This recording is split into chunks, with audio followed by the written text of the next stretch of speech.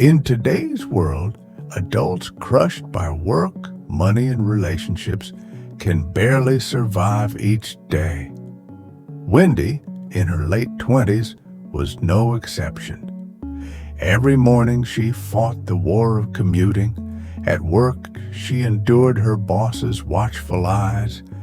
And at night, she collapsed under bills and debt notices. She often thought, I wish I could go back to the days when life was simple and joyful, like when I was a child. One day, a strange email appeared in her inbox from Peter at Neverland. Return to your childhood, never grow old, live free, unbound. One choice will change your life forever. She almost deleted it as spam, but her eyes kept drifting back. Out of curiosity, she accepted the invitation.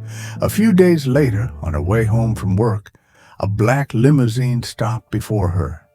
The door opened. A young, handsome man extended his hand. So, you accepted the invitation. I'm Peter.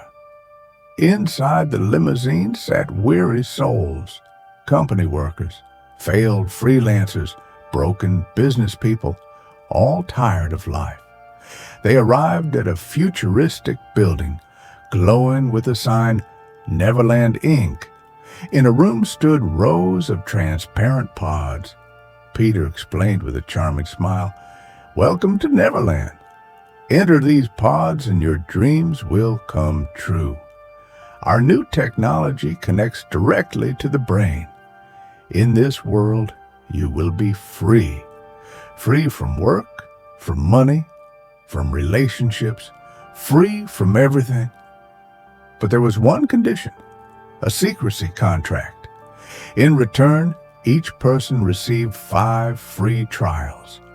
When Wendy stepped inside the pod, the world transformed. She soared over endless seas, met lost friends again, and felt a freedom she had never known. It was paradise. Others whispered in awe, their eyes wide, This is heaven. But after their 5 free chances, they grew restless, desperate for more. Peter reappeared. If you wish to continue, you must pay. The price was staggering, impossible for ordinary workers.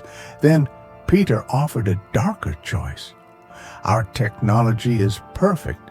With only your brain, you can live forever in Neverland. The condition is simple. Give us your body, but you must erase yourself from the world. No missing person reports, no traces, absolute disappearance. The addict's eyes gleamed. One by one, they signed. But when Wendy lifted the pen, she remembered her mother's warm voice, the smell of soup at breakfast. She placed the pen down. This isn't right. At that same time, Detective Hook began to suspect. More and more young adults were vanishing, leaving behind only messages. Don't look for me. He discovered the name Neverland, but every path was sealed. It's as if someone is staging these disappearances perfectly.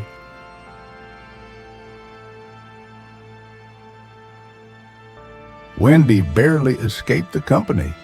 Reality was still heavy, her job exhausting. But she could not forget the sweetness of Neverland. Weeks turned into months. At last, she saved enough and returned. But in the wrong room, she overheard Peter and his staff. Keeping only the brain? That's a lie. We harvest their organs, sell them, and erase the records. Humans blinded by desire will erase themselves for us. Tell them they'll live forever in Neverland, and they walk in willingly. Her breath caught. The floor creaked. Someone's listening. Wendy ran. Sirens blared. Peter and his men chased her through the corridors. She burst into the streets running until she reached the police station. Detective Hook, Neverland, they're killing people. Hook's eyes widened. So it was Neverland all along. Police raided, the media erupted, the world learned the truth, so it seemed. At dawn, Wendy awoke. Her head ached, her body felt heavy. Yet her mother sat quietly in the living room. Outside, the city moved as always.